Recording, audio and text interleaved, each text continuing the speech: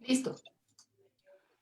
Muy buenas noches con todos, bienvenidos a Ideas Ecuador. Para mí es un placer abrir una vez más este espacio para hacer entrevistas en Ideas. Así que quiero aprovechar para darles la bienvenida a todos que están en este momento ya conectándose a través de esta señal. Yo soy Natalie Vergara, en redes sociales me encuentras como Nata Cassette y tenemos ya un miembro de la familia, un miembro de la casa, al economista Marco Flores, que nos acompaña el día de hoy para darnos sus valiosos consejos y sus puntos de vista sobre todos los aspectos económicos de nuestro país. El que más nos interesa conversar ahora es la famosa renegociación de la deuda externa. Se ha hablado muchísimo sobre ella, se la anuncia con bombos y platillos e incluso el presidente Lenín Moreno lo anunciaba como la gran noticia, en medio de escándalos, porque incluso dentro de los mismos Estados Unidos ya se estaban presentando denuncias contra el Ecuador por el manejo justamente de la deuda externa. Economista, bienvenido, muchas gracias por estar una vez más aquí en Ideas Ecuador. Buenas noches, Nata. Un saludo cordial para ti, para toda la gente en el estudio y, por supuesto, para toda la audiencia. Es un gusto estar con ustedes. Estoy a la orden. El día de hoy, economista, se habla mucho sobre la renegociación de la deuda externa. Lo anuncia Lenín Moreno como un gran logro, pero en las palabras prácticas de la ciudadanía no se entiende muy claro cuál es esa gran noticia que tanto están anunciando. Entonces, por favor, economista, en palabras comunes, en términos aterrizados, ¿a qué se refiere Lenín Moreno y Richard Martínez como esta gran noticia que sería la renegociación de la deuda? En realidad, lo que tiene el Ecuador no es una renegociación de deuda. El Ecuador asomó con una oferta extraordinaria, sumamente generosa, pero generosa para los acreedores. Y los acreedores la tomaron. Y por supuesto, hicieron lo correcto, porque difícilmente se puede presentar una oferta como la que presentó Ecuador. Punto número 1. Renegociación exitosa, la que hay que saludar de pie es la renegociación argentina. Pero ese no es el tema de esta conversación, podemos tocarlo de paso. Igual quiero que lo topemos porque se habla muchísimo a nivel de Latinoamérica, sobre todo, sobre el gran éxito de la renegociación de la deuda de Argentina, pero de eso vamos a hablar un poquito más adelante. Ahorita regresemos al punto de cuál es este éxito que anuncian con tanta pompa No por hay parte ningún de éxito, no hay ningún éxito. A ver, vamos por partes. Tú sabes bien que yo soy el secretario ejecutivo del Foro de Economía y me debo al Foro de Economía, y por eso lo menciono. Hace 30 meses el Foro de Economía fue el que propuso la renegociación de la deuda pública externa con tenedores privados. Esta que ha sido, vamos a ponerle ese título, renegociada. Pero no solamente propusimos eso, propusimos también la reestructuración de la deuda con los acreedores chinos y tailandeses. Igual de importante de lograr una reestructuración, así como la que se habla ahora con los tenedores de los bonos globales.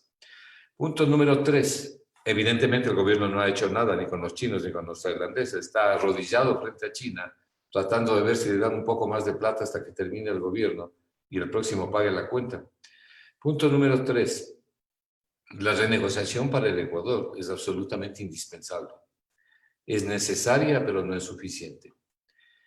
¿Cómo funciona una renegociación, Nata? Una renegociación básicamente se compone de 4 variables, o hay 4 variables que entran en juego, digamos así.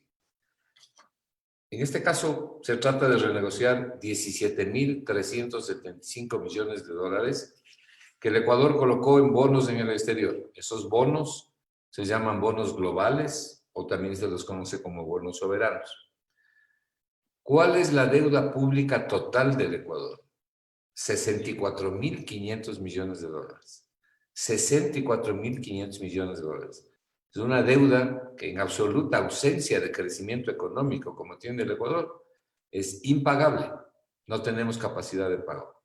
Esa es la deuda interna y externa. De ese total estamos renegociando o hemos renegociado 17.375 millones de dólares. Esto para tener en contexto cuál es el tamaño del endeudamiento ecuatoriano. Aquí quiero hacer una repregunta a este economista. Se dice que en este momento la gran renegociación de la deuda y todo lo que se está trabajando sobre la deuda solamente es sobre la deuda adquirida por el gobierno de Lenín Moreno. ¿Esto es real o No. sí han renegociado y han trabajado ya la deuda anterior que venía acumulando el gobierno ecuatoriano? No, es la deuda total en bonos soberanos. La deuda que se originó en el año 2014 con Correa. El total de estos 17.375 millones de dólares, de renegociación en bonos soberanos o globales, como también se los conoce, el 67%, casi el 70% es deuda de Moreno. Moreno le ha endeudado al país al doble de velocidad que Correa.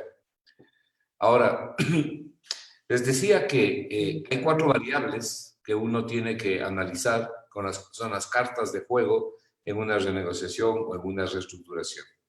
La primera es el precio de los bonos. Estos bonos ecuatorianos, ¿a cuántos se estaban cotizando en el mercado cuando se hizo la renegociación? Porque ese es un elemento importante de análisis en la propuesta que realiza un país. Es un primer elemento. Un segundo elemento es el plazo que necesita un país. Necesito ampliar mi plazo, necesito dejarlo donde está, necesito reducirlo. Prácticamente nunca se lo reduce, sino que se lo amplía. Entonces hay que definir una ampliación de plazo que vamos a pedir a los acreedores que sea concedida.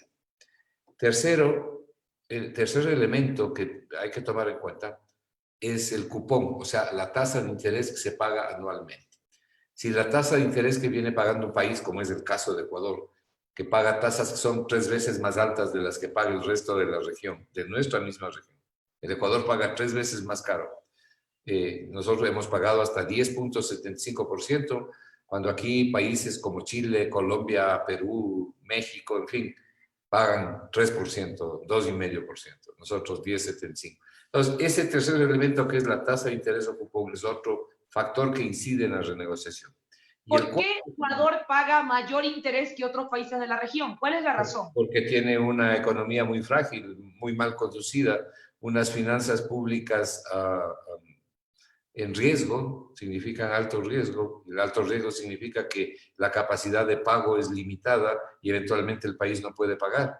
Entonces también el responsable de que esta tasa de interés sea más alta para el Ecuador y menos conveniente en términos económicos sería directamente también relacionada al gobierno ecuatoriano, al manejo que han tenido del país en los últimos 3 años. Pero por supuesto, y particularmente de los 3 años de Moreno, particularmente los 2 últimos años, manejados por Martínez. Él es el que más ha endeudado y el que más interés es el que ha tenido que pagar. Bueno, el que más interés ha contratado, porque la deuda la pagan todas las familias ecuatorianas. Y el cuarto elemento en la renegociación es el periodo de gracia. Cuando los países piden una renegociación es porque están asfixiados, porque no tienen dinero, tienen altos déficits, perdón, tienen problemas de financiamiento en el exterior, en fin, entonces piden un periodo de gracia, un periodo en inglés se conoce como el debt relief, es decir, un desahogo financiero. ¿Sabe qué, tenedor de los bonos? No me cobren ni capital ni intereses por un plazo determinado, es el periodo de gracia. Estas son las 4 variables que intervienen en toda renegociación. Ahora bien, ¿qué es lo que ha hecho el Ecuador? En primer lugar, el gravísimo error de Ecuador. Y fíjate, voy a darles un dato interesante. El día de ayer, 2 consejeros económicos del presidente Moreno, de este famoso consejo asesor que creó el presidente Moreno, y que dice que está conformado por los economistas más serios del país. Ahí hay que hacer, o sea, estamos hablando de los mismos que propusieron subir el IVA a 14% en un país con una economía tan empobrecida como la nuestra. De esos mismos brillantes asesores hablamos, ¿verdad? Esos mismos, los economistas más serios del país, pero que tienen Vamos a ver si tenemos por aquí la señal. Tienen la economía destruida. Esos son los mejores economistas que tiene el señor Moreno. Bueno, ayer apareció el señor Augusto de la Torre, un hombre que siempre se ha caracterizado por su extrema vanidad, y cometió el gravísimo error de en un medio público burlarse de la renegociación argentina. Burlarse de la renegociación argentina y decir que los argentinos lo que hacen es renegociar por el periódico y que no están haciendo nada. Además, cometiendo la imprudencia de lanzar semejante grosería, siendo él asesor del presidente de la República, lo cual puede generar un desencuentro diplomático. Hasta eso debe comentar el economista, esto genera hasta un impasse diplomático con Argentina. Pero por supuesto, pues una indelicadeza tremenda referirse así a un país amigo. Aparte de que es mentira lo que dijo de la Torre. Para desgracia de él, los argentinos anteanoche cerraron la negociación e hicieron probablemente la mejor renegociación de la historia de Argentina. Bueno, pero la condujo el ministro de Finanzas argentino. No tuvo que ir a una empresa para que le dé haciendo el trabajo, una empresa extranjera que no se pone la camiseta ecuatoriana. Y además fue liderado por el presidente de la República Argentina. Bien. Y aquí es algo que no sucede porque, como el Lenín Moreno, perdonen las palabras groseras y quizás hasta crueles, es totalmente inútil en temas de economía. No aporta absolutamente nada, razón por la cual todo el peso del manejo de la economía del país recae en Richard Martínez. Y ante la ineficiencia se tiene que recurrir a este superconsejo de asesores, cosa que, por ejemplo, en Argentina no necesitan tampoco. No, pero si a mí me preguntarían con quién me quedo como conocedor de la economía, como Moreno o con Martínez, 100.000 veces me quedo con Moreno. Prefiero a Moreno de largo, ¿no? Pero el tema aquí es que también aparece un segundo asesor del presidente para terminar de regarla, como dicen los mexicanos. Y ese otro asesor es el señor González, el último que se sumó al grupo de los 4 economistas más serios del país, como dijo Moreno. Y el señor González nos revela por primera vez el día de ayer que la renegociación del Ecuador se realizó, porque no nos olvidemos que la renegociación ecuatoriana fue llevada en secreto. Esa era una de las preguntas que yo tenía para usted, economista, y ya que usted lo lanza, tengo que hacer la pregunta en este momento.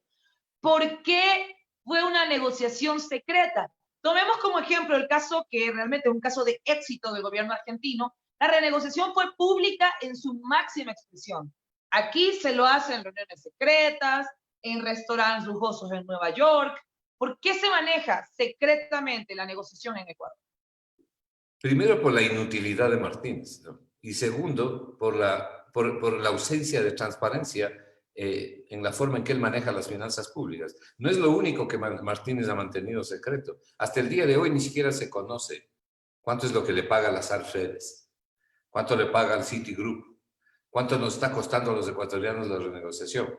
Y por supuesto, los términos de la renegociación ecuatoriana los supimos. El Foro de Economía protestó y reclamó para conocer los términos de la renegociación mucho antes de que comience la renegociación. Y le advertimos y le dijimos, cuidado, usted va a mantener en secreto esto. Pues lo mantuvo en secreto.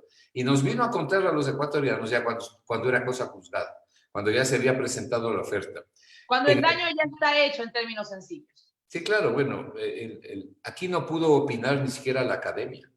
No pudieron opinar los colegios de economistas, los diferentes economistas que hubieran podido dar su opinión, sus críticas, sus aplausos, en fin, los criterios, los periodistas, la ciudad, nadie pudo opinar. Aquí vino Martínez y dijo, esto es, les vengo a contar lo que ya he hecho. En Argentina ocurrió el proceso inverso. Desde el primer día, porque los argentinos vienen negociando desde el mes de febrero, desde el primer día, el presidente de la República, con su ministro de Finanzas, el señor Guzmán, Martín Guzmán, han hecho ruedas de prensa actualizando a los argentinos la información. Pero no solo eso, Nata.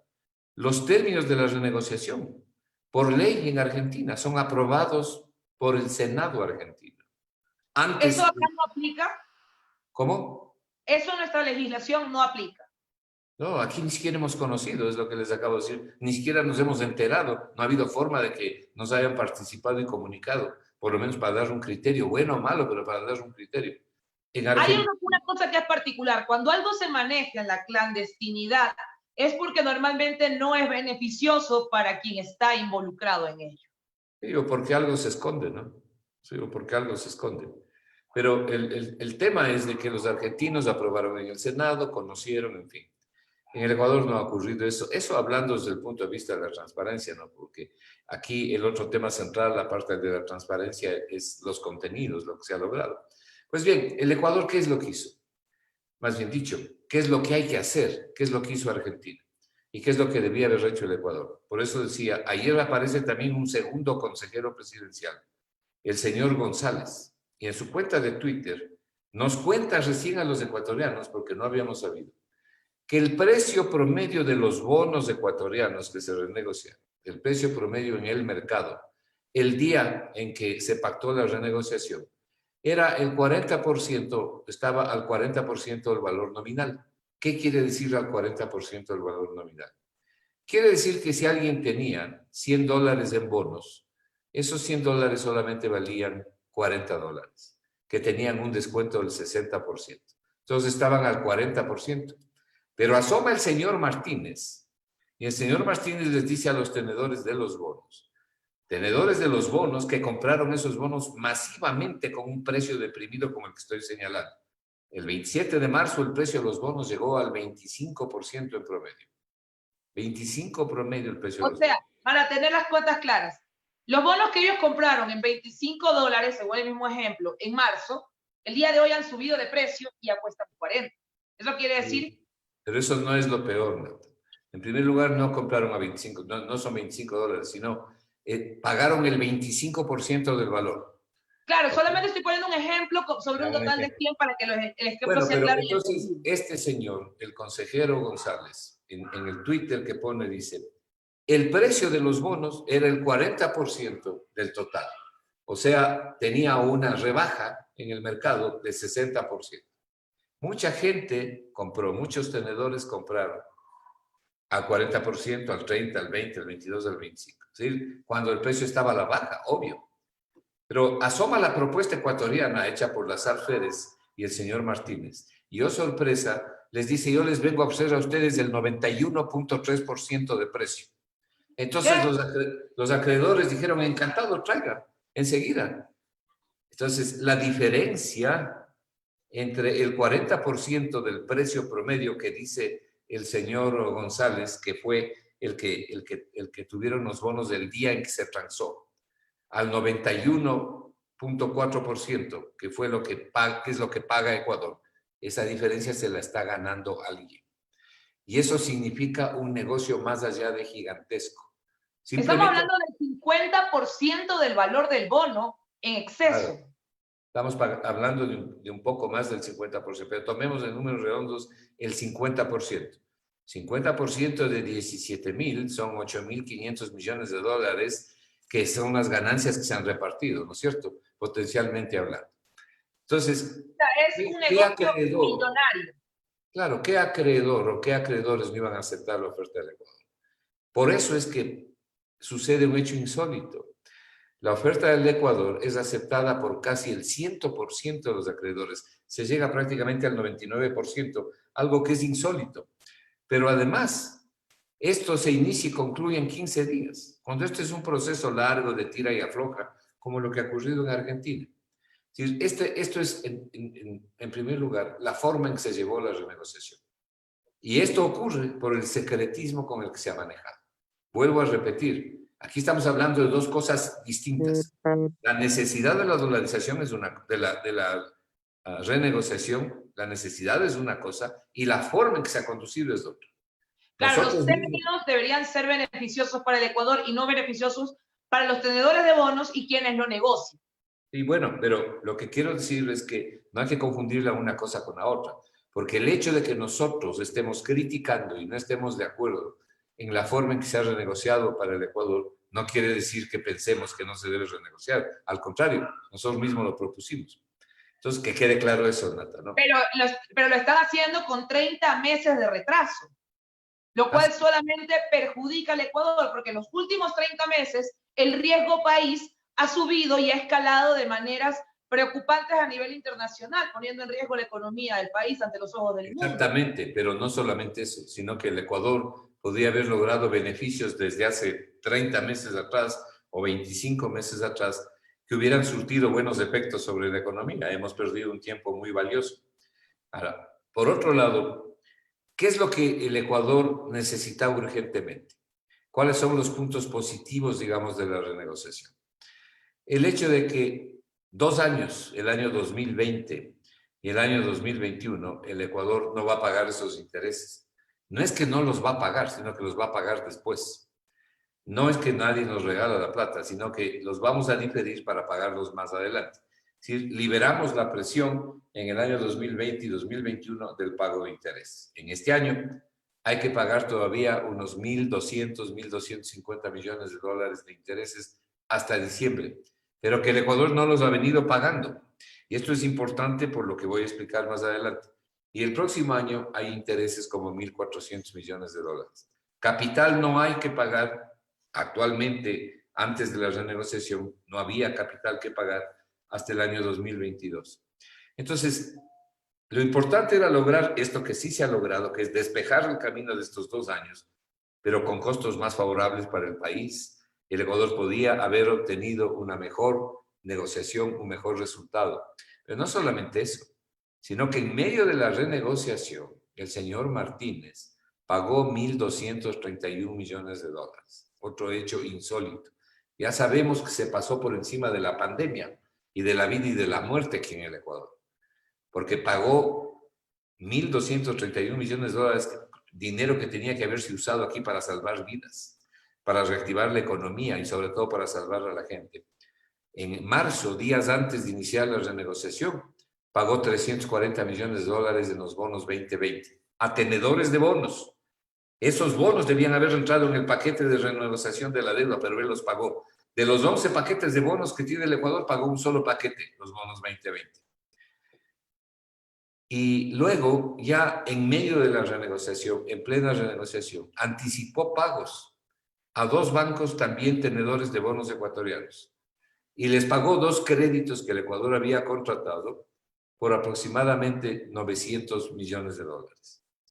Si el Ecuador no hubiera pagado ese dinero y se hubiera sentado en una mesa de renegociación, ya que decidió irse encima de la pandemia el señor Martínez, pero si no hubiera pagado estos bonos que pagó y no hubiera anticipado los pagos, todavía ni siquiera llegaba la hora del vencimiento, el Ecuador se podía sentar en una mesa de renegociación, porque el Ecuador no ha renegociado.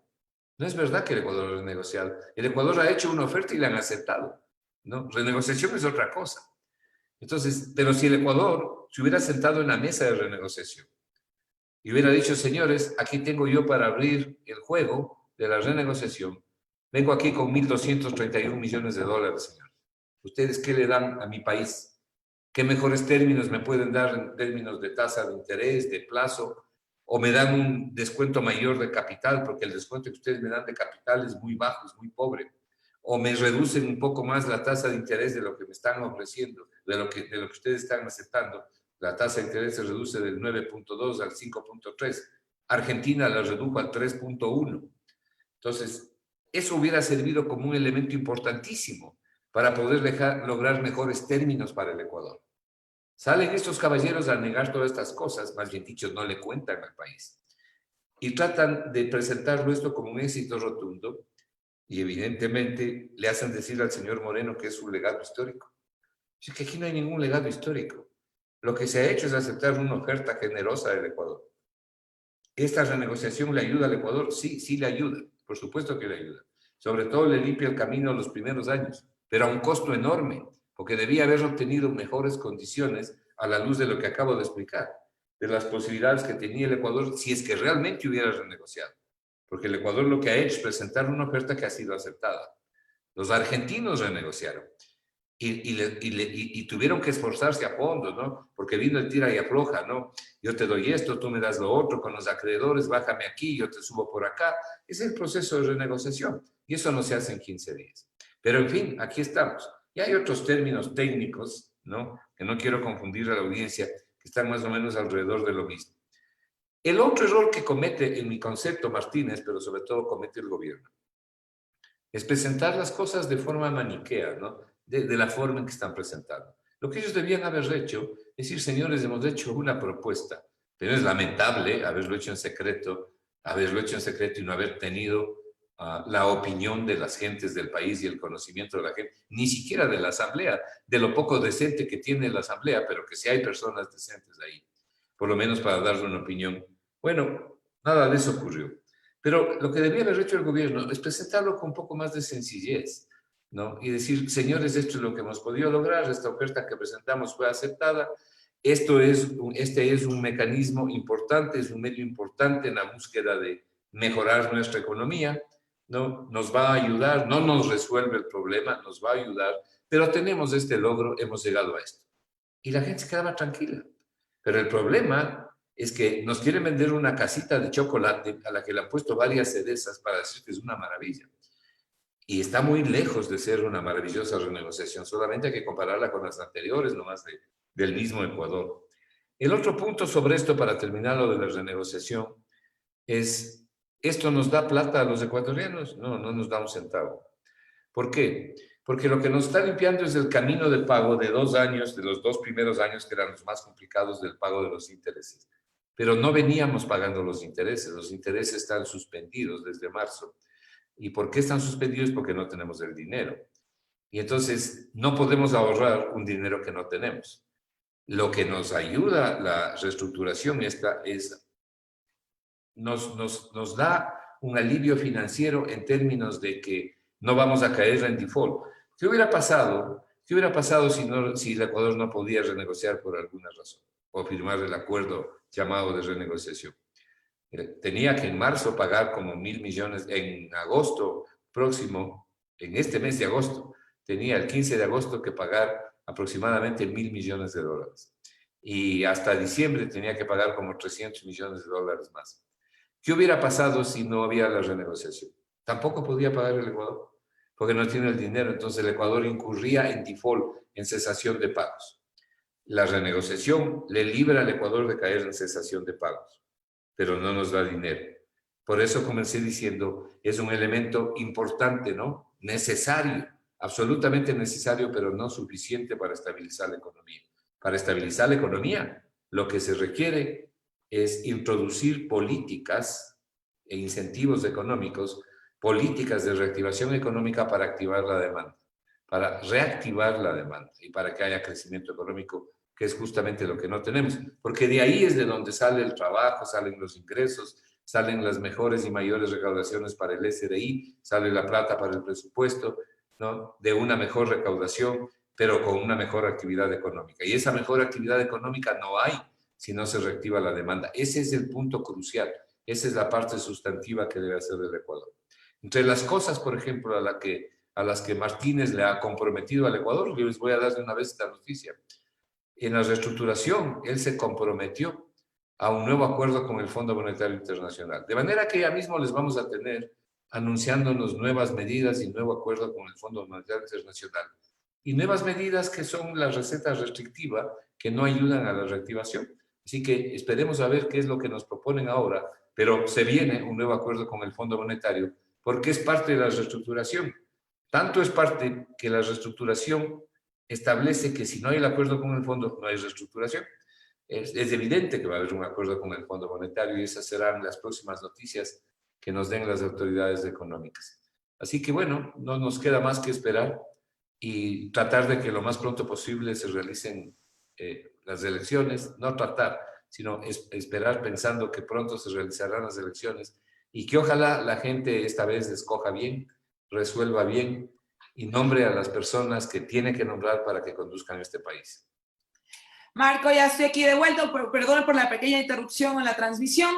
Tengo otra pregunta importante para hacerle a usted, Marco. Entonces, en términos concretos, la renegociación de la deuda, a pesar de que sabemos que es algo que era necesario, pero vamos a ser más específicos. Los términos de renegociación de estos 17.375 millones, ¿se lo puede considerar como una negociación exitosa o como una mala negociación para el Ecuador, en conclusión? Ni lo uno ni lo otro. Se lo puede considerar como una negociación que podía y debía haber sido mucho mejor, porque había el material y las razones para que sea mucho mejor. Pero no lo fue, para empezar, porque no hubo renegociación.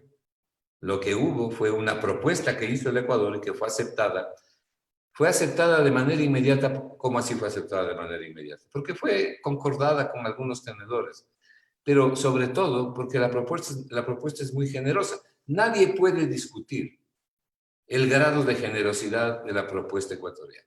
Pues si uno paga 91.4 centavos por cada dólar, cuando el precio del bono en el mercado es 40 centavos, según dice uno de los asesores, nada más ni nada menos que del presidente, y le cuenta al país que ha sido 40 centavos, y ellos pagan 91.4.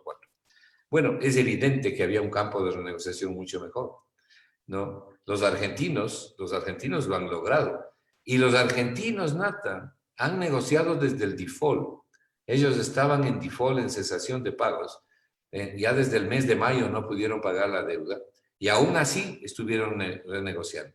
Es decir, yo creo que este es el momento adecuado también para explicar un poco sobre la renegociación de la deuda argentina. Se habla muchísimo de ello y se compara esto como un caso de éxito a nivel de Latinoamérica. ¿Por qué? ¿Cuáles son las razones? ¿Qué consiguió Argentina? Número uno, renegociar sin anticipo, justamente por lo que tú nos comentabas de que estaban atrasados en los pagos. Además, lo hicieron a un mayor plazo que lo hizo Ecuador y además con un mejor interés. ¿Cuál fue el éxito que presentó Argentina? ¿Cuál fue la fórmula del éxito para conseguir esta negociación que es tan beneficiosa para el pueblo argentino? No lo hicieron a mayor plazo que el Ecuador, porque eso no era lo importante. El Ecuador ha ampliado el plazo en 10 años de manera innecesaria. Debía haber ampliado en no más de 5 años.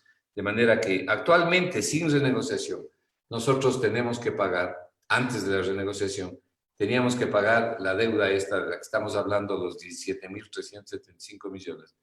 Teníamos que pagar hasta el año 2030. Hasta ahí iba el pago de la deuda. Ahora va a ir hasta el año 2040. Con 5 años adicionales el Ecuador tenía suficiente. Dicho de otra manera, el Ecuador podía ahorrarse el pago de intereses durante 5 años. No era necesario. Nunca el Ecuador ha mantenido pagos consecutivos durante 20 años. Nunca. Ni va a suceder tampoco ahora. Entonces, el plazo en nuestro análisis económico y financiero en el Foro de Economía no fue el correcto. Ese plazo tenía que haberse reducido para lograr una mejoría en la reducción de la tasa de interés. Por eso les hablaba de la combinación de las 4 variables. Entonces, yo no me preocupo tanto de una variable para preocuparme más de la otra. ¿Y por qué me preocupo más de la otra? Porque es la que más necesito. Y la que más necesito es bajar los intereses y limpiarme el camino los primeros años. Los primeros años se limpió el camino, pero la tasa de interés podía ser mejor. ¿Qué tasa de interés obtuvieron los argentinos? 3.1. Y el Ecuador, 5.3. 5.3. Es decir, una tasa muchísimo más alta respecto a lo que tuvieron los argentinos. El día de hoy apareció ya el detalle de los términos de la reestructuración de la deuda de los argentinos. Y hay un titular en ámbito.com, un periódico principalísimo en los temas financieros y económicos en Argentina, que dice: Argentina tenía que pagar en los próximos 4 años 66.000 millones de dólares. Y el alivio es tan importante, tan bueno, que vamos a pagar solo 6.000. Eso significa renegociar bien. Entonces, de toda la deuda que tenían los argentinos, tenían un nudo que les obligaba, un nudo que les asfixiaba a sacar dinero y pagar 66.000 millones en los próximos 4 años. De los 66.000, ¿no?, han arreglado los términos para pagar solamente 6.000 y han diferido y han reducido los pagos, se les ha perdonado deuda, en fin, no es esa la publicación, la que me refiero salió el día de hoy, yo la tengo aquí, ¿no? Si quieren yo la puedo poner, no sé si ustedes la ven. Y también la puedes compartir. Sí, a ver. Sí, también la podemos compartir para ver justamente eso y tener claro un poco cuál es el panorama y por qué se habla tanto del éxito de la República Argentina en la renegociación de la deuda. Sobre todo cuando ya se evidencia la diferencia. ¿Alcanzan a ver el titular ahí? A ver, vamos a verlo. Veamos. El titular dice: de vencimientos por más de 63.664 millones a pagar 6.116 millones entre el 2020 y 2024. Es decir, de los pagos que tenían que hacer en 5 años, del 2020 hasta 2024, eran 63.664 y van a pagar solamente 6.116. Creo que no pueden ver el titular ustedes. No, no lo tenemos aquí. Bueno. Sí, igual ahí lo vamos a postear vamos a postear el artículo aquí en Ideas Ecuador.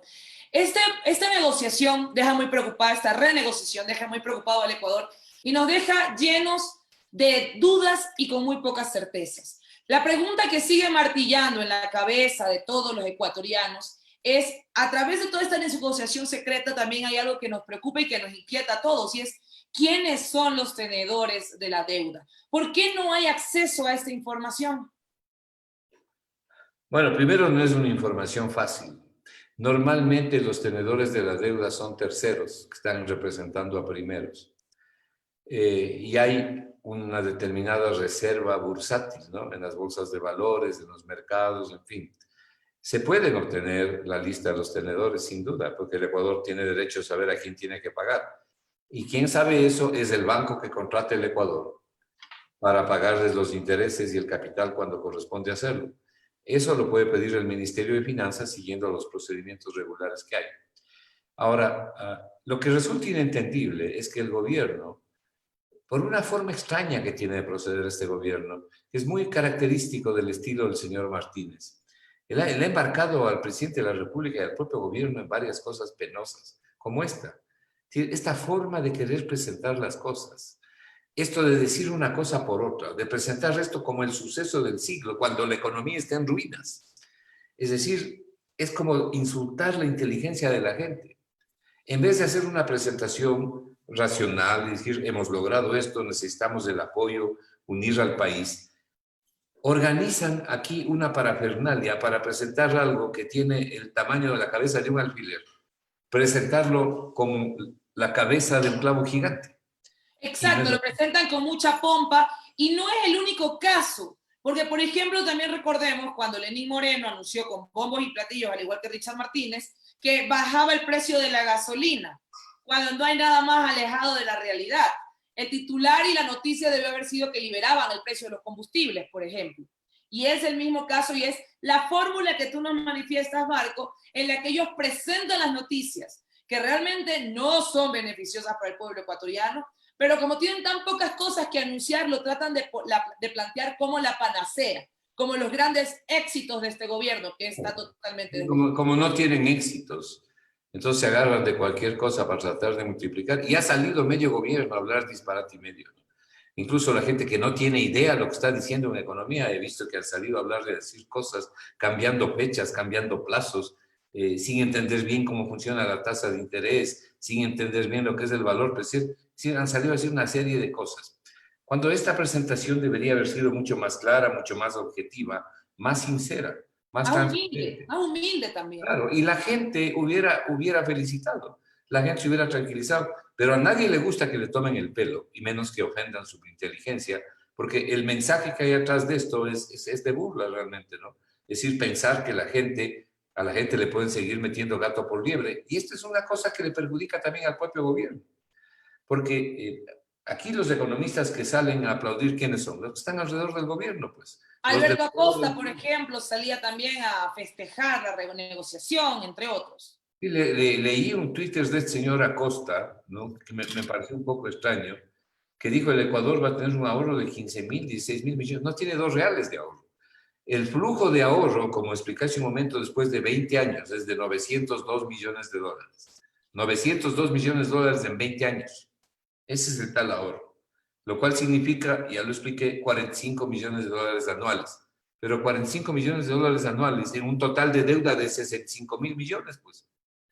Entonces, ¿por qué decir este tipo de cosas? ¿Y por qué no tener un poco más de humildad, de serena humildad, para presentar algo logrado el Ecuador, aunque sea de forma cara, pero lo ha logrado? Sí, señores, hemos limpiado el camino, vamos por aquí, ahora tenemos otras tareas que cumplir. Es realmente inentendible esto.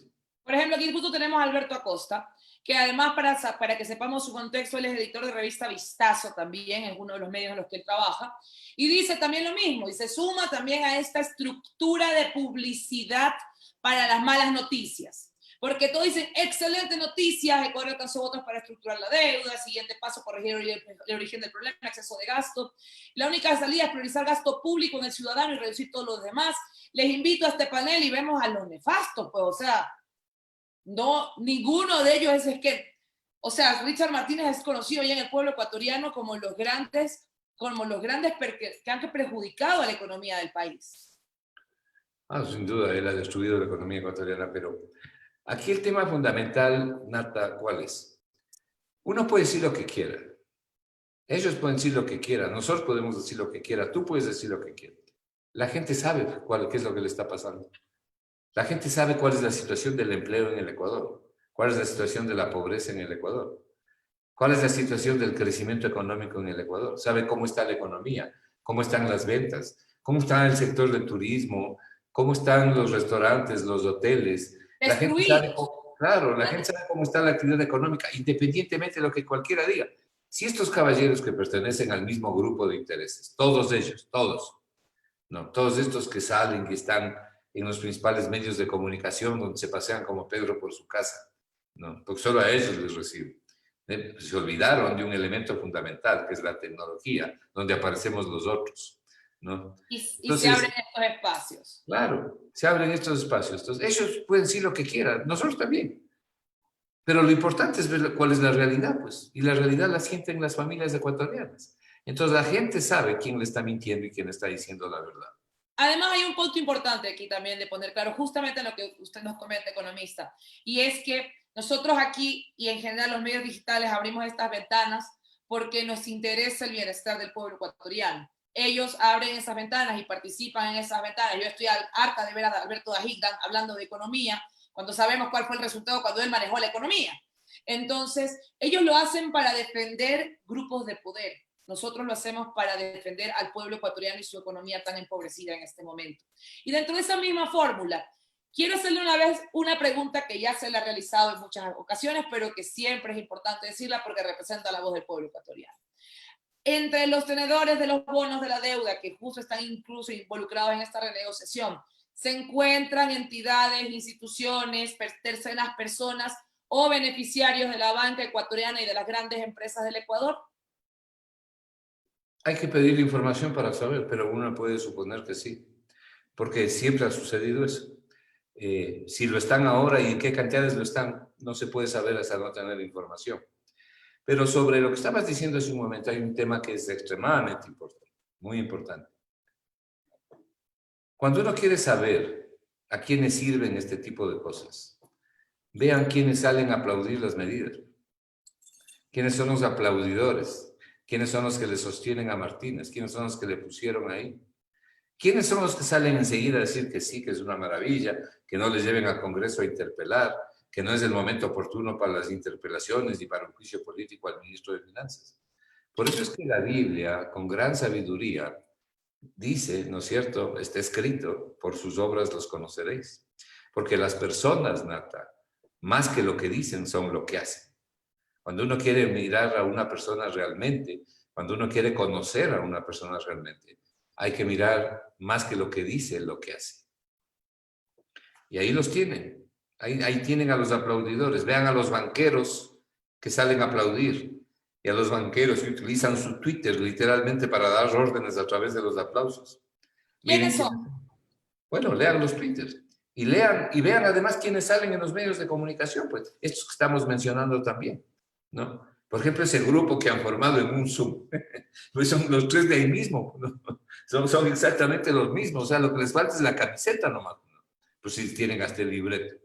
Pero la realidad es otra, pues, ¿no? Este señor que salió a hacer pedazos a la reestructuración argentina de manera grosera el día de ayer en una emisora de Quito, que a mí me sorprendió la imprudencia de este hombre, ocupando la posición que ocupa como asesor del presidente de la República.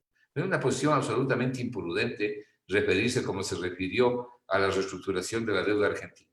Y los argentinos le caen con una aplanadora encima, sacando la mejor reestructuración que han hecho ellos en su historia. Y el señor estaba criticando sin un solo argumento, aparte de meterle, de poderle meter al país, como dije hace un momento, en un desencuentro diplomático, que hubiera sido lamentable, porque lo que debe haber es una solidaridad latinoamericana. Bueno, son cosas que no se comprenden, ¿no? ¿Sí? No se comprende por qué este tipo de actitudes.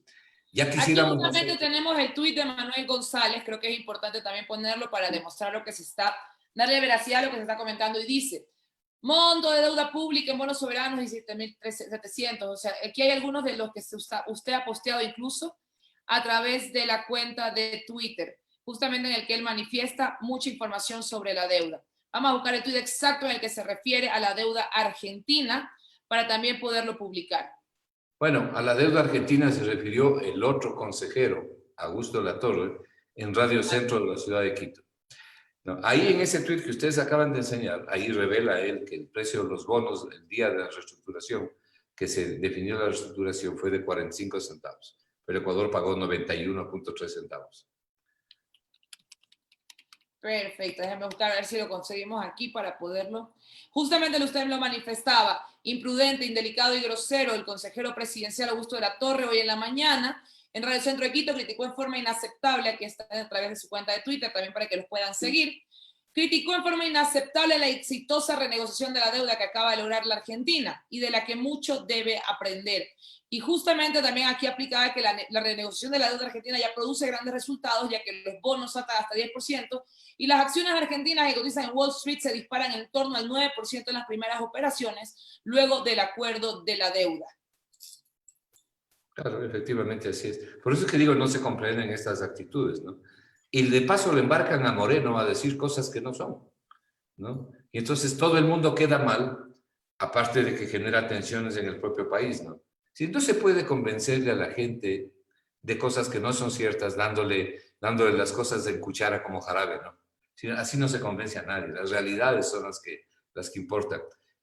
Pero bueno, tenemos por lo menos ahora la posibilidad de no pagar estos intereses de estos primeros años.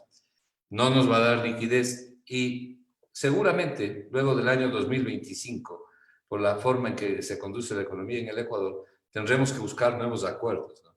Desgraciadamente esta renegociación, que además se la hace en un momento histórico para la humanidad, que es la pandemia, nos ofrecía la posibilidad de lograr mejores condiciones.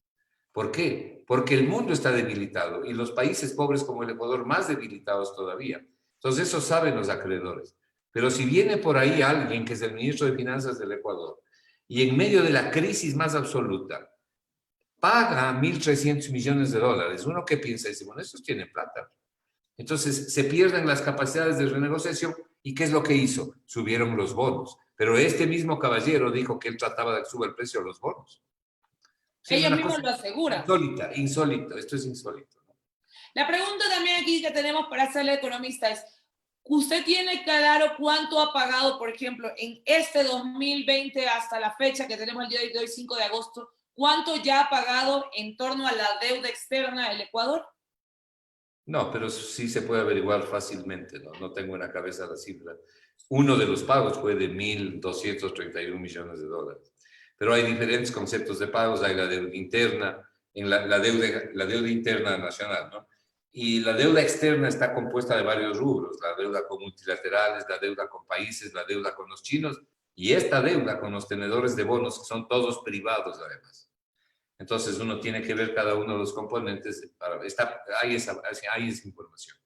Pero lo que sí les puedo decir es que anualmente el Ecuador, en capital e intereses de la deuda, tiene que pagar 9.500 millones de dólares más o menos. Ya, y pobrecito el Ecuador. De intereses, el Ecuador paga al menos 3.500 millones de dólares. Estos 2 años que no vamos a pagar intereses, que los vamos a diferir, es una ayuda porque le quita presión al presupuesto. Aunque no tengamos los ingresos, le quita presión. Y desde esa posibilidad es una buena ayuda.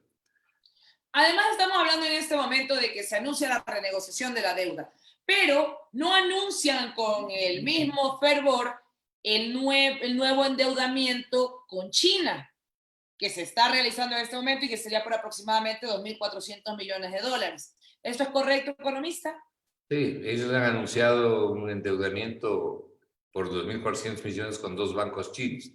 Lo malo de eso es que es un endeudamiento que compromete nuevamente el petróleo ecuatoriano, como 50 millones de barriles ecuatorianos. Y como no tenemos más petróleo, entonces lo que hacen es alargar los plazos. Ahora tenemos el petróleo atrapado hasta el año 2024. Seguramente se atrapará 2 años más del petróleo y el Ecuador no lo puede vender directamente y pierde en la comercialización el Ecuador, como lo han probado varios analistas, ¿no? De sobra lo han probado. Se criticó muchísimo esta forma de negociación en el gobierno anterior. Incluso el mismo gobierno actual lo criticaba duramente y cae en la misma fórmula. ¿La negociación del gobierno anterior con esta es similar? ¿Es bajo los mismos términos? Sí, es muy parecida. Ahí sí cabe decir, ¿no? O repetir esa reflexión de 2 errores no hacen un acierto, ¿no? Y claro, se criticó porque lo hacía el gobierno anterior y se criticó con razón, porque es disponer recursos, por ejemplo, se van a disponer recursos que le corresponde administrar al próximo gobierno. que son recursos de las familias ecuatorianas. Y además son recursos soberanos. Claro. Eso también es importante dejarlo claro. Por supuesto, y que les corresponde a las familias para atender salud, educación, en fin. Y se están usando recursos de años venideros. Entonces, por eso se comprometen los recursos a través del petróleo, porque en definitiva se va a pagar con petróleo. Una deuda que se hace ahora, se paga con petróleo en el futuro y no se recibe dinero. Entonces, se merma el presupuesto del Estado. Pero no solamente eso, sino que las condiciones de la contratación, hasta donde se ha podido observar, no son buenas, han sido perjudiciales para el Ecuador en el pasado, y este crédito también ha recibido fuertes críticas en términos de las condiciones eventuales. Esa no es la forma en que un país debe endeudarse. Y por supuesto es lamentable que el gobierno tenga que hacerlo una vez más así, ¿no? Porque lo que están haciendo es buscando financiamiento hasta irse, ¿no? Hasta irse en mayo y decir, bueno, el próximo que apague la luz, ¿no? Que además es un procedimiento totalmente antiético. No es lógico, claro, yo me voy ahorita, dejo al país hundido, te dejo recontra endeudado y verán ustedes qué hacen. Yo ya me voy. También en este aspecto es interesante darnos cuenta de que no es un proceso normal la preventa del petróleo. De hecho, ellos tuvieron que cambiar los objetivos de Petroecuador una vez más para poder dar paso a esta negociación. Claro, estos créditos con China sobre todo, porque aquí funcionan tres empresas, ¿no? Petrochina, Petroperlandia y Unipec, pero las fuertes son las chinas. Estos créditos con los chinos se pagan de dos maneras. Se pagan en petróleo y hay una parte que se paga en plata también. Entonces, le tiene ahorcado al país, le tiene ahorcado desde el punto de vista de su manejo petrolero. Cuando Petroecuador, y lo ha hecho en este mismo gobierno Petroecuador, y es una cosa meritoria, ha vendido el petróleo Petroecuador, nuestro propio petróleo, lo ha vendido nuestra propia empresa pública Petroecuador, siempre obtuvo mejores resultados que cuando le entregó a los chinos. Siempre ganó para el país. Pero cuando se entrega a los chinos perdemos dinero, obviamente. Y desde esa perspectiva, además, no es conveniente este tipo de financiamientos. ¿Cuál es el interés con el que se hacen las deudas con China? ¿Qué tanto? Bueno. O sea, esto es una última boya para rescatar, o sea, para poder aceptar una negociación que no es beneficiosa para el pueblo ecuatoriano, es porque ya tienen cerrados todo el resto de formas de financiamiento o porque habrán intereses de por medio en estas negociaciones. Bueno, varios analistas han opinado sobre eso. Primero, sobre la boya. Yo no creo que es una boya, sino un salvavidas de plomo. Y en cuanto a si será conveniente o no para el Ecuador, Fernando Villavicencio se ha pasado, creo que 5 años hablando de esto y mostrándole al país los perjuicios que han causado este tipo de financiamientos. Y ha hecho publicaciones al centavo, señalando los perjuicios al centavo, que son gigantescos para el Ecuador, gigantescos, y sobre los cuales se ha continuado. Entonces, desde esa perspectiva, ha causado un daño a las finanzas ecuatorianas. Entonces, no podemos nosotros como Foro de Economía estar de acuerdo con este tipo de financiamientos, ¿no? Hay que buscar otras alternativas que sí las hay, pero el gobierno se va por aquí. Por eso es que Martínez jamás ha querido proponer una reestructuración de la deuda. Uno de los graves errores del señor Martínez es ese estilo truculento, nefasto que tiene de presentar las cosas, ¿no? De no decir nunca la verdad, de siempre tapar algo, de esconder algo, que la gente se da cuenta. Y al menos en el campo de la economía, cosa que él no sabe economía, pero al menos en el campo de economía, a gente como la del Foro Económico no le puede engañar. Nosotros nos damos cuenta perfectamente de lo que hace. Y otros foros también, como el Foro Heterodoxo, como el Foro de la Dolarización. Es decir, aquí hay mucha gente que está consciente de cómo se manejan las finanzas públicas. Entonces no le puede meter gato por liebre. Uno de los problemas graves es no decir la verdad. Por ejemplo, hasta ahora ha escondido, ¿no?, a todas las empresas que benefició, a las 78 empresas que benefició mayormente con las remisiones tributarias, donde concentró el 78% de las remisiones tributarias, ¿no?, en 50 empresas. Y hasta ahora tiene escondida la información. Para aterrizar esto nos referimos a los 1.400 millones que se comenta que se le perdonó incluso a la banca ecuatoriana, que fueron de los grandes beneficios. No se comenta, es una realidad efectiva, ¿no? Es una realidad efectiva, es un hecho real. Pero hasta el día de hoy esconde la información. Es decir, esto es inaceptable y también es inaceptable que el presidente de la República no le llama y le ordene, publique la información. No tiene por qué esconderla. Bueno, eso es un gobierno sin transparencia y eso no es nada nuevo. Quiero aprovechar de invitar a la gente, si quieren conocer un poco más de la información que nos acaba de mencionar el economista Marco Flores, aquí en periodismodeinvestigación.com pueden ver uno de los últimos artículos de Fernando Villavicencio, este es del año pasado, que se titula Petrochina, el mayor robo de la historia, en el que dice justamente el saldo de la deuda con China y Tailandia es de 3.200 millones de dólares, esto hasta el año pasado. Para pagar esa cifra se requiere máximo 60 millones de barriles de petróleo. Sin embargo, el Ecuador tiene comprometidos 357.3 millones de barriles hasta el año 2024, equivalente a 21.000 millones de dólares. Una cantidad 7 veces superior a la deudada. Lo comenta y dice que es insólito. Todo gracias a la gestión de los gobernantes Correa y Moreno. Eso lo pueden ustedes encontrar en periodismodeinvestigación.com para que puedan revisar más sobre esta info. Pero estas cifras que manifiesta Villavicencio son correctas, porque de ser correctas sería gravísimo para el país. Son correctas, porque el Ecuador, en definitiva, para decirlo en quiteño, entrega el petróleo para que los chinos se cobren lo que les corresponde y, para decirlo en quiteño, para que le den vendiendo el resto. Entonces los chinos entregan el vuelto. Pero cuando los chinos dan vendiendo, entre comillas, es donde el Ecuador pierde dinero por no realizar directamente la transacción. Entonces, estas cifras... Pierde muchísimo dinero. Esos créditos, en definitiva, que además los créditos estaban atados a las propias empresas chinas, ¿no? Que tenían que venir las empresas chinas de aquí a realizar las propias obras que financiaban, ¿no? Y ya sabemos cómo trabajan los chinos. Entonces, esos créditos han causado un enorme perjuicio al país, sin duda alguna. Y algo interesante que la ciudadanía tiene que saber, de estos 2.400 millones de dólares, los que tú has señalado que vendrían con un nuevo crédito, y tienes toda la razón, 400 se van a quedar en China. 400 millones. ¿Por qué? Porque se van a cobrar un crédito antiguo.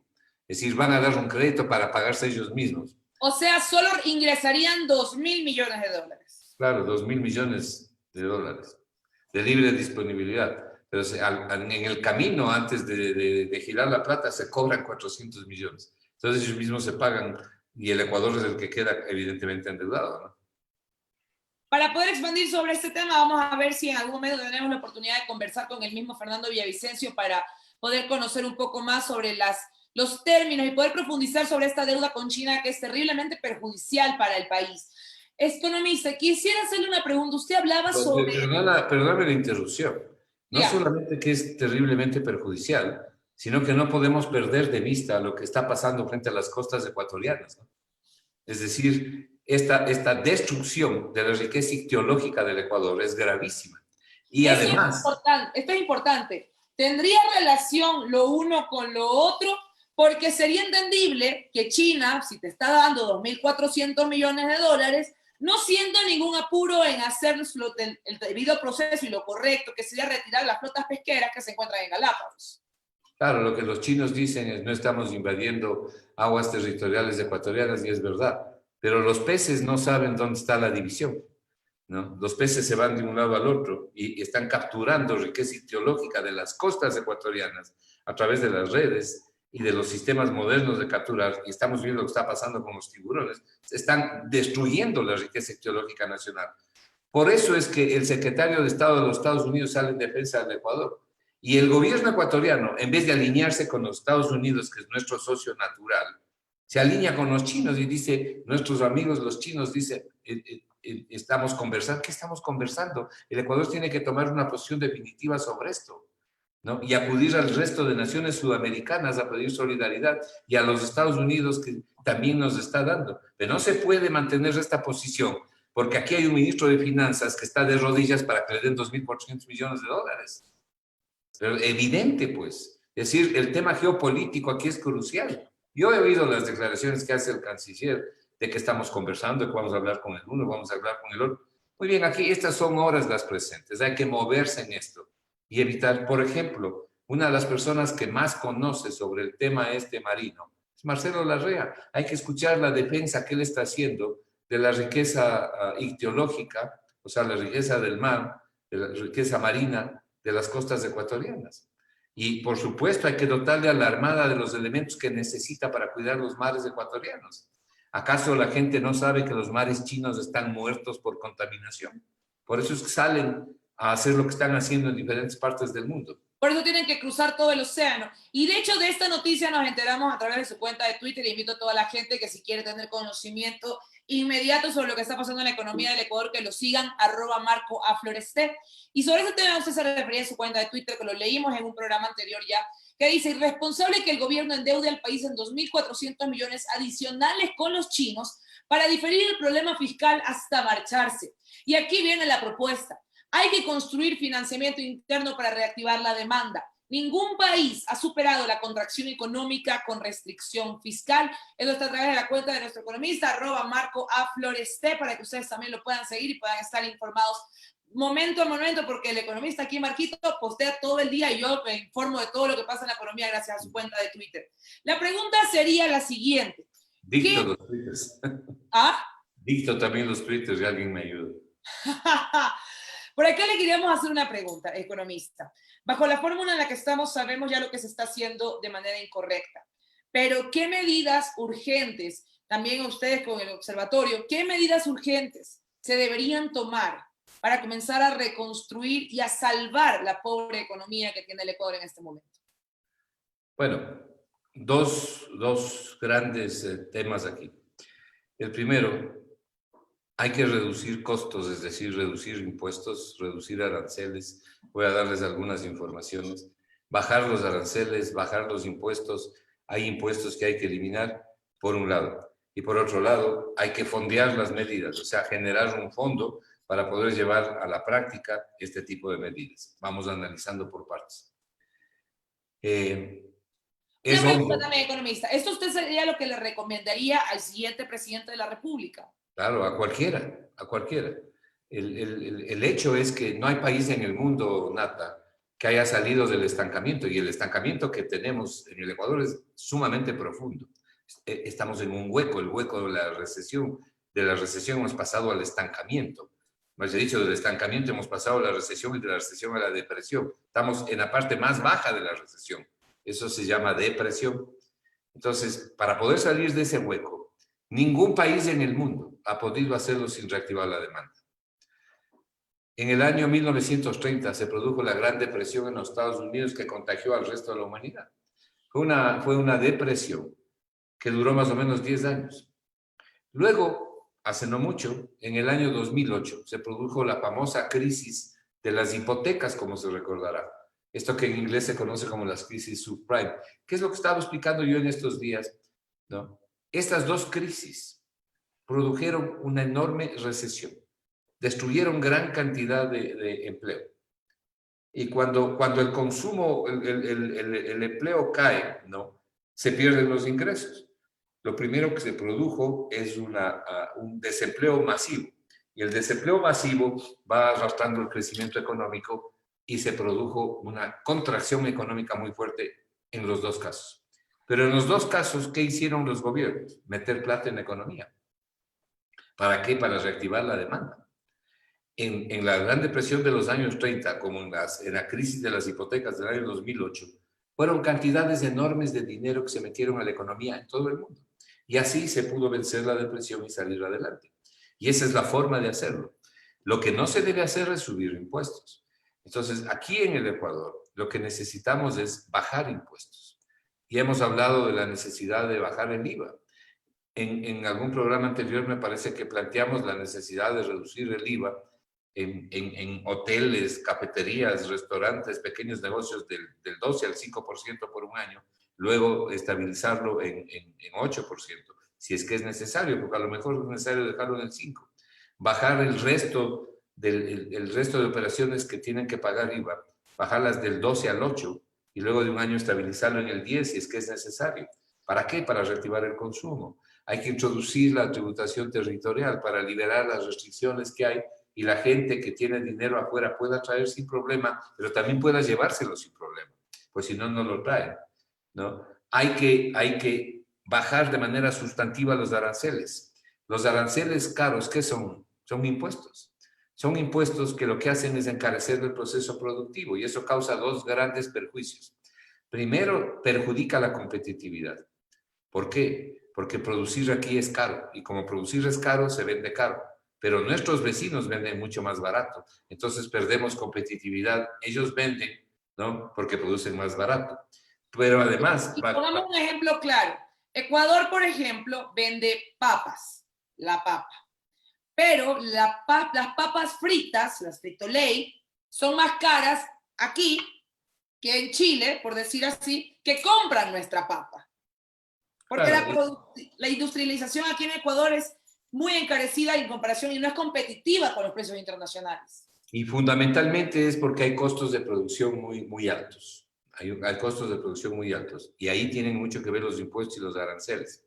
Y aquí les quiero contar algo que es importante que la gente sepa, porque ustedes deben haber oído, y las personas que están siguiendo el programa deben haber oído, que dicen, es que si bajamos los aranceles, vamos a liquidar a la industria nacional y la plata se va a ir vía importaciones y entonces la dolarización va a ser afectada porque se van a ir los dólares, de manera que más bien hay que subir los aranceles o por lo menos no tocarlos. A menudo se dice eso, ¿no? Bueno, ¿qué fue lo que hizo el Perú? El Perú hizo justo lo contrario. El Perú amplió los mercados. Nata, el Perú tiene 12 acuerdos comerciales con países. Entre ellos tiene acuerdo comercial con Estados Unidos y con Canadá, libre de aranceles. ¿Qué logró el Perú con esos 12 acuerdos comerciales? Logró ampliar la demanda, que haya más demanda de sus productos. Amplió el número de compradores de sus productos. Ahora vende muchísimo más y amplió las exportaciones. ¿Destruyó eso la industria peruana? No, no la ha destruido. Tanto no la ha destruido que las importaciones han crecido. Si la industria se hubiera destruido, nadie produciría lo que están exportando. Entonces sucedió lo contrario. Tanto sucedió lo contrario que hace 10 días la Reserva Internacional del Perú, o sea, la plata que está en el Banco Central, cerró en 75 mil millones de dólares. 75 mil millones de dólares. ¿Cuánto tiene el Ecuador? 2.000. O sea, de hecho, Perú en su reserva tiene la misma cantidad de dinero que Ecuador tiene en deuda. Sí, bueno, tiene más reserva. El Ecuador debe 65 mil millones. Pero ¿de dónde vino la plata para tener esa reserva al Perú? De las exportaciones. ¿De dónde más va a venir? Ellos se ampliaron los mercados, hicieron tratados de libre comercio, pero además, ¿qué hicieron? Bajaron los aranceles. El arancel promedio en el Perú, el promedio ponderado, o sea, el arancel real en el Perú, es 1.8%, menos del 2%. Una reducción sustantiva de los impuestos. En el Ecuador, ¿cuánto es en promedio? 10%. Y 10% aquí hay aranceles bien altos, hay otros más bajos, el promedio es 10%. El Foro de Economía, en uno de sus trabajos hace ya muchos meses, propuso reducir el arancel a un arancel promedio del 5%, no más del 5%. ¿Para qué? Para generar competitividad. Porque cuando el colombiano está produciendo y está exportando, y el peruano está produciendo y está exportando, por ejemplo, a los Estados Unidos, no paga arancel. Pero cuando los ecuatorianos exportamos, tenemos que pagar el arancel. Y como encima de eso tenemos costos de producción más altos, no podemos competir con estos países y por supuesto con nosotros, y como consecuencia de lo cual no podemos ampliar como deberíamos nuestras exportaciones, y al no ampliar las exportaciones no podemos recibir más divisas. Es bien, el asunto está bien claro y es bien sencillo. Esa es la lógica de la economía. El asunto es claro y es bien sencillo, y además es respaldado por la ciudadanía, que está de acuerdo en que lo que se necesita es insertar capital dentro de la mediana empresa, dentro de los sectores turísticos que han sido duramente golpeados. ¿Por qué no se puede ejecutar? ¿Cuáles son las trabas que encuentra el Ecuador para poder tomar este camino que en términos económicos sería extremadamente beneficioso? Las trabas son que hay que regresar a ver a quienes dirigen la economía y a quienes conducen este país. Primero porque, sinceramente, no tienen conceptos claros del manejo económico. Es decir, a mí me parece que Martínez no tiene la solvencia académica para dirigir esta economía. De hecho, no la dirige, ¿no? Entonces, le pusieron esos 4 asesores, ¿no? Que a lo que responden son determinados intereses. Pero es cuestión de ver lo que han hecho los países que progresan, los países que han podido solucionar sus problemas. que van venciendo a la miseria, que generan crecimiento económico, que ofrecen posibilidades de trabajo y sobre todo posibilidades de progresar. Uno tiene que mirar qué hicieron para lograr ese éxito que han tenido, ¿no? Y aplicar las recetas que hay que aplicar con relación a la estructura propia del país. Este país, el Ecuador, es un país sumamente rico. Aquí los pobres son los ciudadanos, pero la tierra ecuatoriana es rica. Las familias son las pobres. Esto es una incongruencia, ¿no? Un país rico con gente pobre. Pero la inmensa mayoría de gente del país no tiene ahorro. El 81% de las gentes no tienen ahorro. Aquí hay petróleo, hay minería. Se acaba de descubrir una nueva mina. La riqueza natural del país es enorme. Pero no solamente que tenemos eso, tenemos petróleo. Y tenemos una extraordinaria riqueza ictiológica que los chinos están destruyendo. Entonces, recursos hay en el Ecuador. Las cuencas geográficas que tiene el Ecuador son fabulosas. Por eso tenemos 10 hidroeléctricas. Es decir, recursos naturales Dios nos ha dotado como país de recursos naturales. Lo que no tenemos es administraciones correctas que hagan buen uso de esos recursos. En este momento se habla mucho de que estas trabas de las que hablamos son implantadas por grupos de poder, por grandes empresarios, por la banca privada ecuatoriana. Y lo que nos comenta usted, economista, es muy valioso, porque en este desequilibrio de fuerzas que hay en nuestro país, ahora que comentaba las hidroeléctricas, ¿cómo puede ser posible que, hablando ya de gasto normal de la casa de cualquier ciudadano, el kilovatio, nosotros producimos energía, producimos electricidad?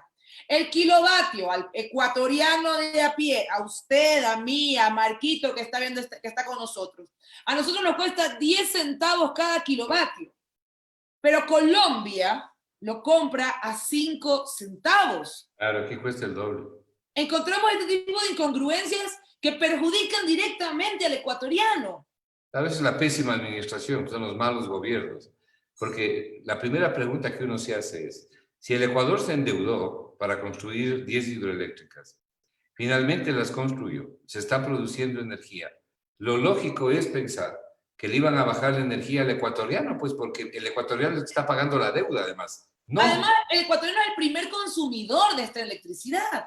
no, además es el dueño de la pelota, es el dueño del balón, el que dice quién juega y quién no juega.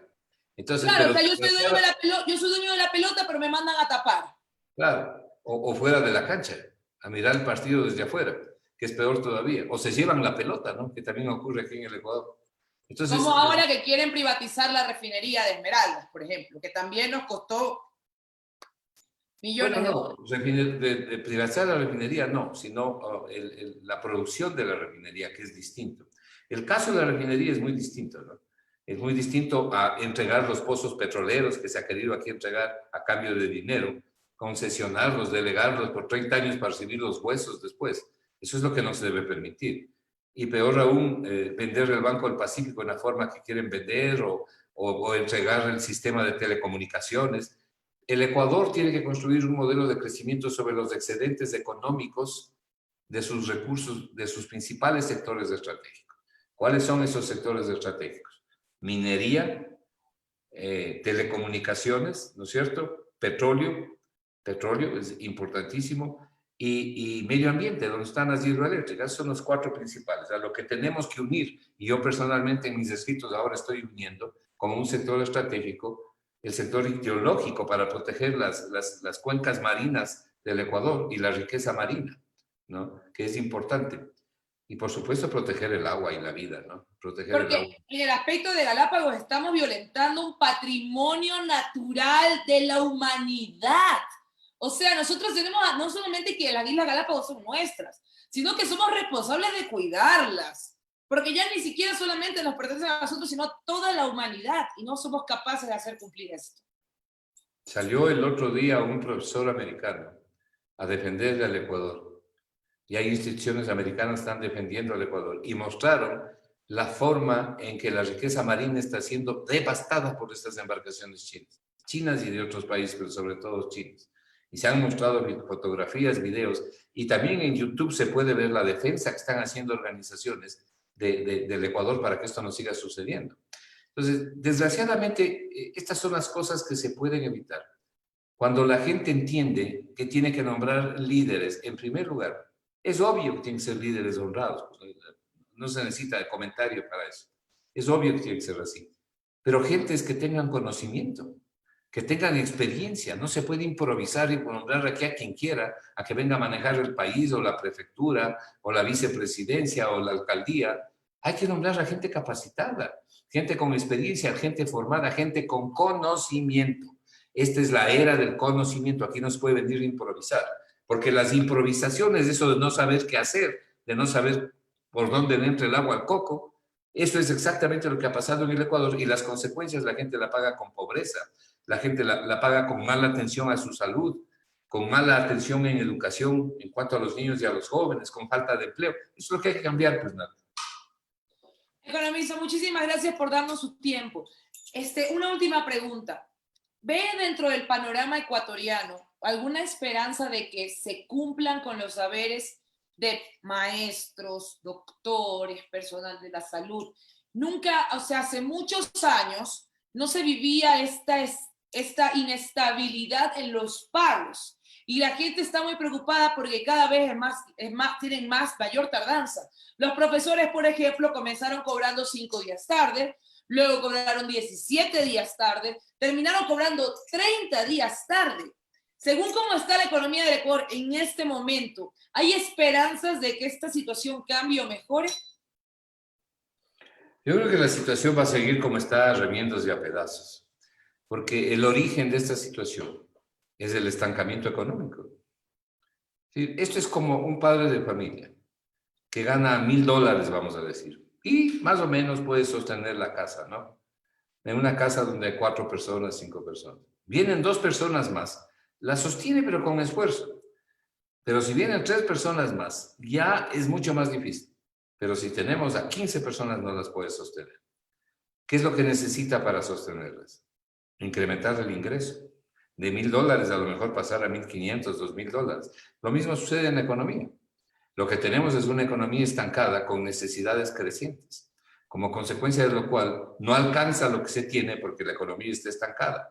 Nuevamente caemos en lo mismo. Lo que se requiere aquí es reactivar la economía. Es lo que no ha hecho este gobierno, no ahora, no lo ha hecho desde hace 3 años, porque las políticas que ha seguido, particularmente los 2 últimos años, ha sido de destrucción de la inversión pública, destrucción de la inversión pública. Y no hemos tenido crecimiento económico. El endeudamiento no ha servido para hacer obra. ¿Cuáles son las obras que se han hecho aquí con $23,000 millones en nueva deuda? ¿Dónde están esas obras? Y sin embargo, la deuda le queda a los ecuatorianos para poder pagar, para que tengan que pagarlas. Entonces, este es un problema muy serio. ¿Por qué? Por una conducción económica equivocada, en dirección contraria. Cuando es lógico que lo que hay es que incentivar los procesos productivos, volver los ojos al campo, a la producción, bajar la tasa de interés, mirar al campo y dar créditos verdaderamente satisfactorios, utilizar los recursos del Estado para ayudar a los pobres a través de los servicios, lo que comentábamos hace un rato, mejor salud, mejor educación, mejor seguridad. Ahí hay que invertir la plata para que los pobres tengan acceso. La mejor forma de ayudarle a un pobre es ayudar a que se cure bien en un hospital de la seguridad social, pero un buen hospital con los debidos elementos, con la tecnología, con médicos que ganen una buena remuneración, ayudarles a los niños a que puedan formarse mejor, no solo intelectualmente, sino en su estructura, con buena alimentación. Ahí es donde el Estado tiene que invertir. Ayudar a la seguridad social para que los ancianos puedan tener una vejez digna. Ahí es donde tiene que ir la plata del Estado y, por supuesto, hacer infraestructura pública, las calles, las carreteras, los puentes, en fin, toda la infraestructura básica que es crucial para el crecimiento y el desarrollo económico. Hacia allá hay que dirigir la inversión, pero lo que se ha hecho aquí no es que se ha bajado la inversión, sino que se la ha destruido, dice que para bajar el déficit. Por eso yo voy a tomar nuevamente las palabras de Mario Centeno cuando le preguntaron si ya rescató el déficit. Él contestó, cuando recién llegó al Ministerio de Finanzas de Portugal, dijo, primero me voy a encargar de rescatar a las familias, luego voy a rescatar el déficit. Exactamente. ¿Qué es lo que hay que hacer aquí? ¿Qué es lo que hay que hacer aquí? La responsabilidad fiscal no está peleada con el crecimiento económico. El que haya una conducción fiscal responsable no prohíbe tener crecimiento económico. Entonces, hay que generar políticas económicas de reactivación, de crecimiento económico, que favorezcan el empleo, ¿no? Por ejemplo, aquí hay que hacer una red nacional de guarderías para que las madres puedan dejar a sus hijos, las madres pobres que no tienen dónde dejar. Y Pero andan si en dejando... este momento las madres de familia son hasta profesoras. Pero claro, entonces hay necesidad. Mire, Nata, en la mañana que tuve una de las entrevistas que tuve, alguien hizo una pregunta sobre esta afirmación de que se quiere anticipar nuevamente el impuesto a la renta y el gobierno dice, es que queremos usar ese dinero para ayudar a los pobres, a los más pobres y a los más vulnerables. Cuando tú oigas de un gobierno, este o cualquier otro, que diga, este impuesto queremos usarlo, queremos implementarlo, subirlo o crearlo, porque con esa plata vamos a ayudar a los más pobres y más vulnerables, ten la seguridad que te están mintiendo. Eso es mentira. En todas las economías es mentira. La forma de ayudar a los más pobres y más vulnerables es a través de los servicios que se ofrecen. Esa es la mejor forma. Y la mejor de todas es dándoles empleo, dándoles trabajo estable y remunerado adecuadamente. Entonces, hay que hacer cambios profundos en esta economía. Pero las gentes tienen que escoger bien a sus líderes. Esto es algo que yo me he permitido repetir en cada programa en que he tenido la posibilidad de conversar con ustedes. Por favor, Marco, usted sabe que esta ventana es suya. Muchas gracias. Entonces, hay que escoger bien, hay que exigir estas explicaciones. Hace un momento les decía, aquí no importa que alguien venga a decir, voy a dar 1 millón de empleos, 400,000 casas, 500,000 casas, como dicen los gringos, bullshit. Eso no sirve para nada, eso es mentira. Es verle la cara a la gente y meterle gato por liebre, simplemente mentirle. Lo que hay que preguntarle es, señor, ¿cómo nos va a ayudar a usted a través de implementar mejores sistemas de salud? ¿Dónde está el financiamiento? ¿Cuáles son sus políticas de crecimiento económico para que podamos tener nosotros mejores servicios de salud? Para que cuando pidamos una cita no nos llamen después de 3 meses o porque no hay abasto, no se da abasto en el hospital. ¿Cómo va a pagar mejor a los médicos para que perfeccionen su conocimiento y para que tengan interés de trabajar ahí? ¿Y qué va a hacer con los maestros para que también perfeccionen su conocimiento y atiendan mejor a los niños y estén más preparados? ¿Y cómo va a alimentar mejor a los niños? ¿Y cómo les va a dar útiles escolares a los niños en las escuelas públicas? ¿Y cómo va a liberar usted toda la tecnología y va a eliminar los impuestos en los componentes tecnológicos, laptops, computadoras, periféricos, en fin, en la innovación, en los componentes de la tecnología moderna para que el mundo ecuatoriano se integre? ¿Cómo nos va a dar internet en las escuelas y en los colegios? Esas son las preguntas que tienen que contestar. No si me va a regalar una funda de aceite y una funda de arroz. Cojan la funda de aceite y la funda de arroz y voten por el mejor. Pero hay que exigirle a la gente, a los candidatos, otro tipo de comportamiento y hay que probar también su conocimiento. A ver si os venga aquí a debatir. Queremos escucharlos. Uno le oye y dice, este sabe lo que está haciendo, este está mintiendo, este no tiene idea de lo que se trata. Porque hay algunos que ponen aquí de candidatos para poner en el currículum vitae, ¿no? Pero no para nada más, pues no, porque no tiene ninguna opción aquí en el Ecuador. Y porque también hay una repartición interesante de dinero dentro de las candidaturas, porque eso también es real. Ahora mismo tienen que girarle al Tribunal Electoral 42 millones de dólares. Esa es otra sinvergüencería, ¿no? Es que debería eliminarse. Una pregunta, Marquito, eso le iba a preguntar. ¿Usted considera que se tiene que eliminar el presupuesto partidario? Pero por supuesto, como que 2 más 2 son 4. Así como se debe reducir a menos de la mitad del número de asambleístas, ¿no? Y no necesariamente por el tema del presupuesto lo de la asamblea, sino porque esa asamblea, en la forma en que está construida y constituida, lo único que hace es dañar todo y destruir todo. Y estamos viendo, ¿no? Esa es justamente la mayor muestra de ruptura de la institucionalidad. Y en lo que tiene que ver con el Consejo Nacional Electoral, lo que hay que hacer aquí es fijar límites para la publicidad, porque si no, aquí el que tiene plata va a ser el único que haga propaganda y El publicidad. problema, Marco, es que sí existen estos límites, están marcados dentro del Código de la Democracia.